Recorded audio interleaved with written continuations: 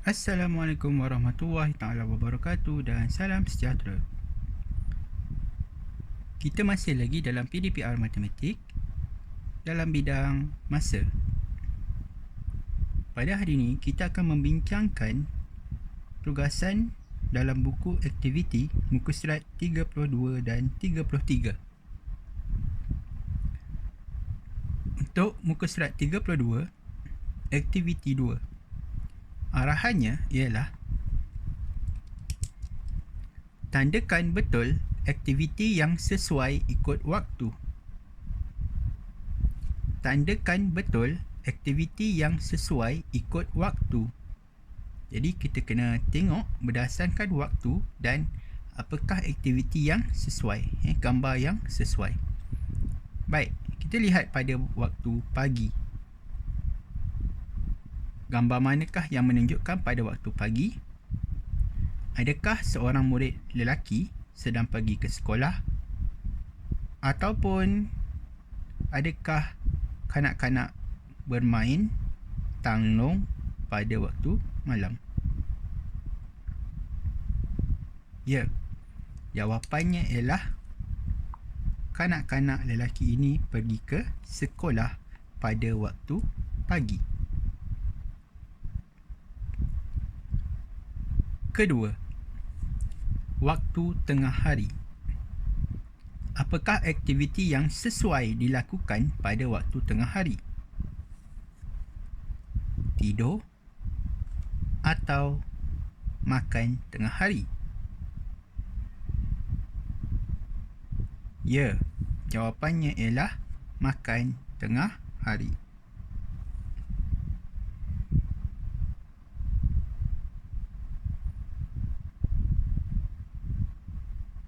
Untuk waktu petang, apakah aktiviti yang sesuai untuk dilakukan? Bermain menunggang basikal ataupun menggosok gigi? Yang manakah lebih sesuai? Ya, menunggang basikal.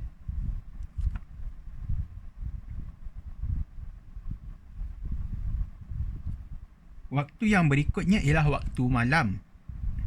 Apakah aktiviti yang sesuai dilakukan pada waktu malam? Bermain congkak, ada matahari, ataupun mengulang kaji pelajaran, ada bulan. Yang manakah menunjukkan pada waktu malam? Ya, mengulang kaji pelajaran atau belajar. Baik. Ini tugasan yang telah selesai pada muka surat 32. Mari kita lihat kepada muka surat 33.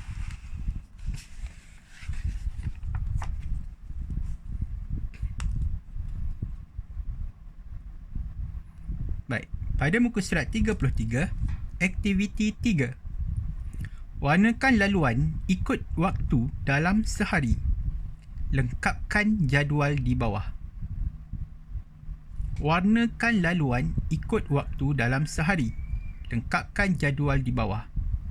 Jadi, murid dikehendaki untuk mewarnakan laluan ikut waktu dalam sehari.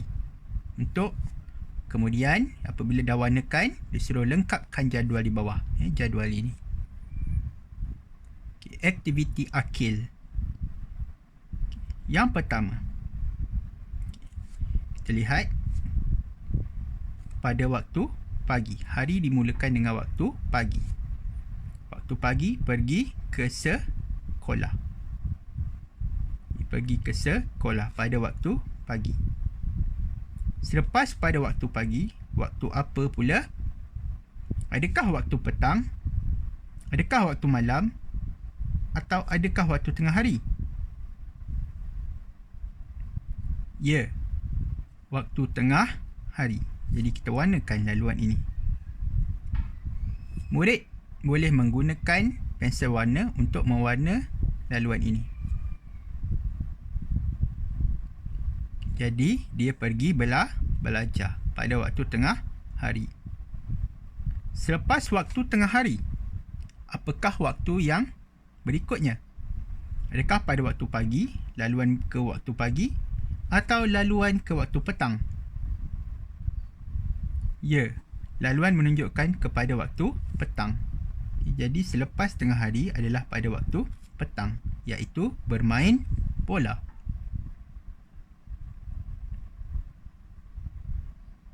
Selepas waktu petang, waktu apakah yang seterusnya?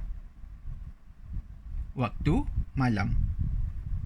Jadi, yang manakah lebih sesuai dilakukan pada waktu malam? Adakah mendengar cerita ataupun belajar? Murid sebenarnya boleh pilih yang sesuai. Sama ada murid boleh memilih nak mendengar cerita pada waktu malam ataupun untuk belajar pada waktu malam. Jadi kita pilihlah yang belajar ni. Ni contoh cikgu bagi. Tapi murid boleh pilih kalau nak mendengar cerita pada waktu malam. Tak ada masalah. Okay. Jadi kita dah lengkapkan. Okay. Kita, aktiviti akil. Waktu dalam satu hari. Sehari. Setelah itu, kita selesaikan jadual di bawah ini. Waktu pagi. Waktu aktiviti. Waktu pagi. Pagi dia pergi ke sekolah. Okay, jadi dia dah tulis dah dekat sini. Aktiviti akil pada waktu pagi pergi ke sekolah. Okay, tadi kita dah pilih pergi ke sekolah. Selepas pergi ke sekolah, dia pada waktu apa pula yang berikutnya? Ya, pada waktu tengah hari. Jadi kita tulis dekat sini. Tengah hari. Apa aktivitinya? Aktiviti pada waktu tengah hari ialah belajar. Kita tulis belajar.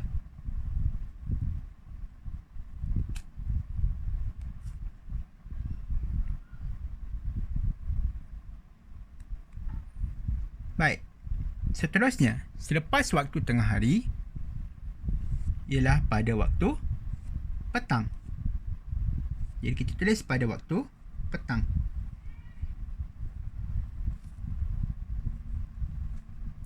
Apakah aktiviti yang akil lakukan pada waktu petang?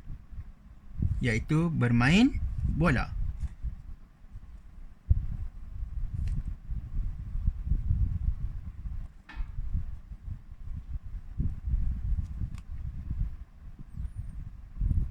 Selepas waktu petang adalah waktu malam.